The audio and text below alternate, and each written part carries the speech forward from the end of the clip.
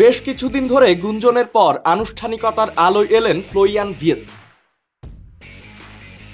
Transfer ফির record ভেঙে চুরে বায়ার লেভারকুজেন থেকে জার্মান মিডফিল্ডার পাড়ি জমালেন লিভারপুলে।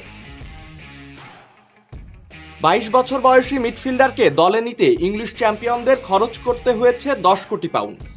নানা বোনাস মিলিয়ে লেভারকুজেন পেতে পারে আরও 1 কোটি 60 লাখ পাউন্ড। আর তাতে লিভারপুলের ইতিহাসে সবচেয়ে দামি ফুটবলার বনে গিয়েছেন সাবেক লেভারকুজেন তারকা। এতদিন লিভারপুলের সবচেয়ে দামি ফুটবলার ছিলেন ভার্জিল ফন ডাইক। 2018 সালে 7.5 কোটি পাউন্ডে অ্যানফিল্ডে যোগ দিয়েছিলেন ডাচ ডিফেন্ডার। ওয়ালটন আবারও মিলিনিয়ার অফারে ওয়ালটন ফ্রিজ কিনে আপনিও হয়ে যেতে পারেন মিলিয়নিয়ার। মিলিনিয়ার ছড়াছড়ি দেশ জুড়ে, এটা শুধু ওয়ালটনই পারে। লেভারকুজেনের চুক্তির 2 বছর বাকি ছিল ভির্টজের। তাকে দলে পেতে আগ্রহ ছিল বায়ার্ন মিউনিখ ও ম্যানচেস্টার সিটির মতো ক্লাবের। তবে লিভারপুল লড়াইয়ে এগিয়ে যায় বেশ কয়েকদিন আগে থেকেই।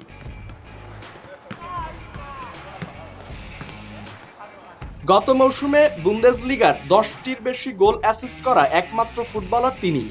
সব মিলিয়ে জার্মান ক্লাবটিতে 197 ম্যাচ খেলে 57 গোল তার, অ্যাসিস্ট 65টি। দেশের জার্সিতে এখনো পর্যন্ত খেলেছেন 31 ম্যাচ। লিভারপুলে মাঝমাঠ এমনিতেই বেশ শক্তিশালী, তাকে পেয়ে তা সমৃদ্ধ হলো আরও। জার্মান মিডফিল্ডারও ক্লাবকে নিতে চান নতুন উচ্চতায়।